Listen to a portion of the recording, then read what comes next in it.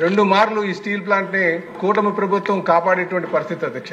ఒకసారి 1999లో 2000లో సుమారు 1347 కోట్లు తీసుకొచ్చి మనం అటు బీజేపీ యొక్క పార్టీ యొక్క సహకారంతో, ప్రభుత్వం యొక్క సహకారంతో, అలాగే చంద్రబాబు నాయుడు గారి యొక్క సహకారంతో ఈ రోజు మనం స్టీల్ ప్లాంట్ నించోబెట్టుకోగలిగాం అధ్యక్ష. అప్పుడు అదేవిధంగా ఈ రోజు కూడా అధ్యక్ష సుమారు 11,440 కోట్ల రూపాయలు కేంద్ర సహకారంతో, అలాగే రాష్ట్రం ఎష్యూరెన్స్ తో 2,600 కోట్ల ఎష్యూరెన్స్ తోనే మన ప్లాన్ కాపాడాం అధ్యక్ష. కాకపోతే కొంతమంది క్యాప్టివ్ మైన్స్ ఉంటే చాలని, లేకపోతే రాష్ట్రంలో మైన్స్ ఉన్నప్పటికీ కూడా మైన్స్ అలాట్ చేయట్లేదని, లేకపోతే ఇది దశల వారీగా ప్రైవేట్ పరం అయిపోతుందని ఇలాగ అనేక అపోహలు తీసుకొస్తున్నారు అధ్యక్ష. చెప్పాలంటే స్టీల్ ప్లాంట్ కి క్యాప్టివ్ మైన్స్ ఉంటే మంచిదే అధ్యక్ష.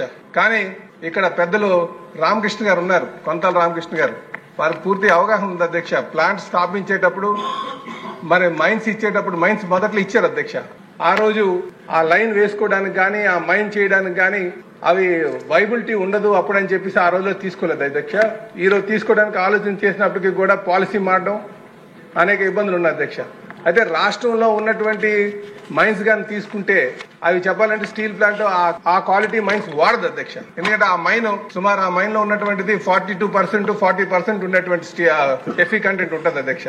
స్టీల్ ప్లాంట్ వాళ్ళు వాడేదైతే సుమారు 62% ఉన్నటువంటి మైన్స్ ఎఫీ కంటెంట్ వాడతారు అధ్యక్ష. అంటే అంత నాణ్యతమైనటువంటి మైన్ లేదు కనుకనే రాష్ట్ర ప్రభుత్వం ఇవ్వలేదన్న విషయానికి మనం ఈ సభ ద్వారా ప్రజలకు తెలియజేయాల్సిన అవసరం ఉంది అధ్యక్ష. ఫుల్ కెపాసిటీ మీద ఆపరేట్ అవుతే లాభాల్లో ఉంటుంది అనేది గతంలో కూడా నిజం కాదు, ఇది పచ్చి నిజం అనమాట. పచ్చి నిజం అంటే గతంలో సింగిల్ ఫ్లానర్స్ తోనే సుమారు 120% కెపాసిటీ మీద ప్లాంట్ రన్ అయ్యేటప్పుడు లాభాల్లో నడిచింది అధ్యక్ష. అంటే నా ఉద్దేశం ఏంటంటే ఈ సభ ద్వారా మీ ద్వారా ప్రధానికంగా తెలియజేసేది ప్లాంట్ గానీ ఫుల్ కెపాసిటీ మీద గానీ ఆపరేట్ అవుతే ఖచ్చితంగా లాభాల్లో నడుస్తుంది అధ్యక్ష.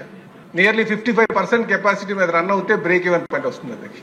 అంటే దానికి ప్రతి నెల 240 కోట్ల రూపాయలు జీతాలు, 60 కోట్లు మెయింటెనెన్స్ గా పడుతుంది అధ్యక్ష. అంటే 300 కోట్ల రూపాయలు ఖర్చు అయ్యేటువంటి పరిస్థితి అధ్యక్ష. కనుక మనం ఈ రోజు డబ్బులు తీసుకొచ్చి పెట్టాం కనుక కేవలం మళ్ళీ అటు కార్మికుల మీదో లేకపోతే మేనేజ్మెంట్ మీద వదిలిపెట్టేసి కన్నా మనం కూడా దాన్ని డైలీ మానిటర్ చేయాల్సిన అవసరం ఉంది. మనం మానిటర్ చేస్తే తద్వారా మనకి అసలు ఏం జరుగుతుంది అక్కడ అన్న ఆలోచన, అంటే స్టేట్ గవర్నమెంట్ నుంచి కూడా ఒక పర్యవేక్షణ ఉంటే బాగుంటుందని చెప్పేసి ఈ సందర్భంగా తెలియజేస్తున్నాను అధ్యక్ష.